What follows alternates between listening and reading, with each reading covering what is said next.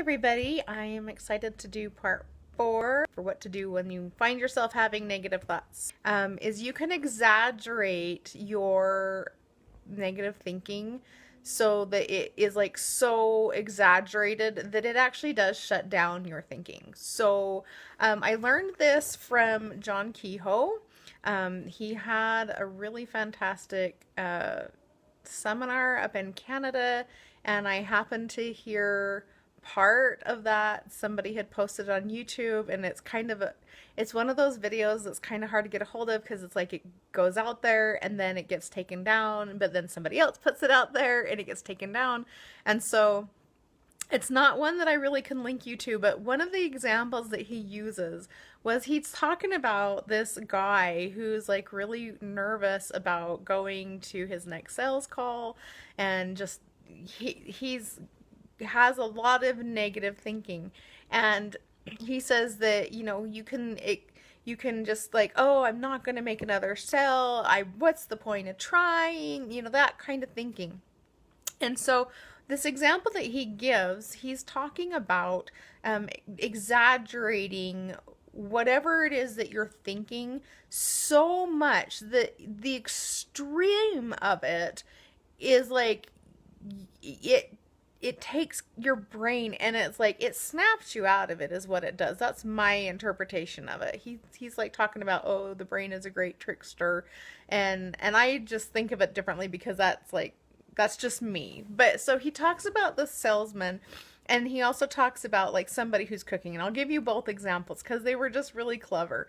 And so with the one, he's talking about how the guy, he's like, oh, it's like I'm gonna go and I'm gonna fail and I'm not gonna get another sale. In fact, it's so bad, I'm going to go to this office and they're going to like open the door and there's going to be this huge sign that says like, you fool, what are you even doing here? And then there's going to be this dog and it's going to see me and it's going to come and run after me, and I'm going to like, and he just goes on and like just this insane like stuff, like confetti falling from the like from the sky, and it goes on and on. And the one that I remember a little bit better because I like to cook and I like food and stuff. And so the one for the cooking was like better. And he talks about, it's like, oh, you're getting ready for maybe like somebody to come over for dinner and you're going to have a party and you're trying this new recipe and you're just really worried and anxious because you're like, oh, it's not going to turn out. And you're noticing that you have all these negative thoughts about it and it's not serving you at all. And so it's like you would exaggerate that as like, oh, it's like, well, what would be the exaggeration of the dish turning out? It's like, oh, it's gonna bubble all over the floor and make a huge mess, and that's really not exaggerated because that could happen. And so he's like, take it to the next step and take it to the next step. And so he talks about how it's like, and then it's gonna like it bubble over and it's gonna be all over the floor and it's gonna be all over the road and it's gonna like take on a life of its own and it's gonna like absorb the dog and it's gonna like take over the house. And he just goes on and on.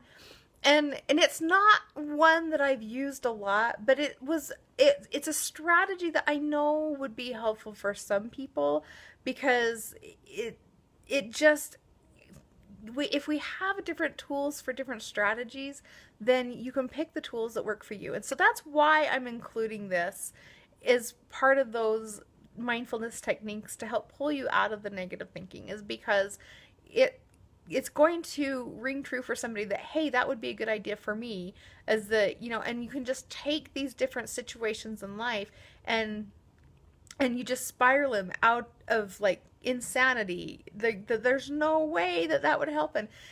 And it was funny because when he talks about the one with the cooking, he talks about how like in your brain it's like, oh, that wouldn't really happen, it's not gonna like cover the house. And it's like, oh, it's not gonna cover the house. No. It's like, well, it's gonna like go into the street and it's gonna like totally overtake the dog. And it's like, no, it's not gonna take the dog.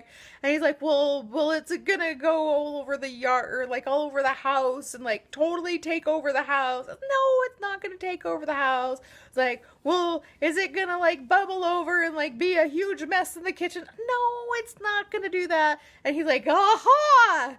He's like, see, you don't know that it's gonna do that, and he just talks about it in such a clever way. You know what, I actually will. I'm going to I'll link because he tells it so much better, honestly.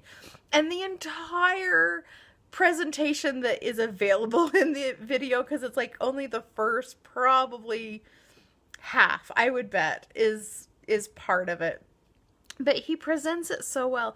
And I really loved, early on as I was learning about the power that we have in the thoughts that we have and the way that it creates our experiences, that when he explains that everything in our universe is controlled by law, and we kind of think that that's true for everything, except for all the things that happen to me. That's chance, or that's by accident. That's not anything to do with me. And when I listened to that seminar that he had, it was just profound, because I had already really started recognizing and feeling that it was true, that everything was governed by law. But then the way that he presents it really solidified it for me, that everything is governed by law. Law of gravity, like all these different laws, right? And people will say, oh, well, then planes. It's like, well, here's the thing. Flying is not breaking the law of gravity. There is a higher law that supersedes the law of gravity. And that is the case. And he gives the example of sound. Sound always, always, always travels at a certain speed, unless it's underwater. And he explains why. But then when it's underwater, it always travels at that speed. And that it is it never, ever varies. And he gives such poignant and clear examples. And so I'm going to go ahead and I'm going to attach that link. It was just really good. I really highly recommend listening to it. It has the potential to change your life. And so anyway, I just wanted to share that as one of the next strategies. And I believe that the next video I do, it will be, I think we're kind of finished with the strategies for dealing with the monkey chatter and the busy thinking and quieting the mind. And then we're going to move into working with actually creating positive thoughts and working with affirmations and those types of things.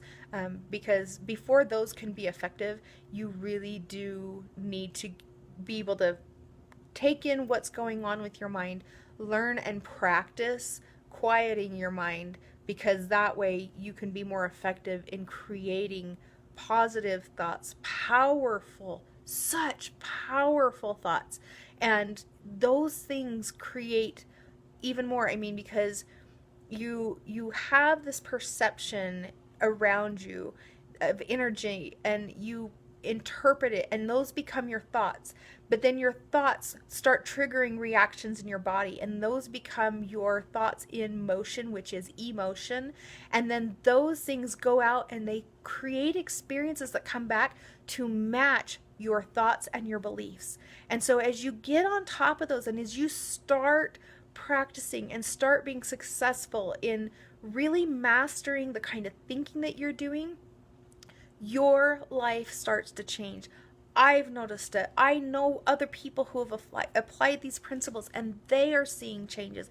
This is something that we have somehow lost the knowledge of, that I'm so grateful is coming back. We are not victims. We are not helpless in the lives that we live. We have great power if we will learn the tools to create our lives and to heal our lives and be filled with such joy and just such peace and contentment. And so anyway, I'm just encouraging you, go watch. It's more of a listen to the video that I'm going to connect to you, and I will check in next week. And I hope you've had a fabulous weekend and that it's a really good week and that you're able to put some things into practice. All right, love you and have a great week.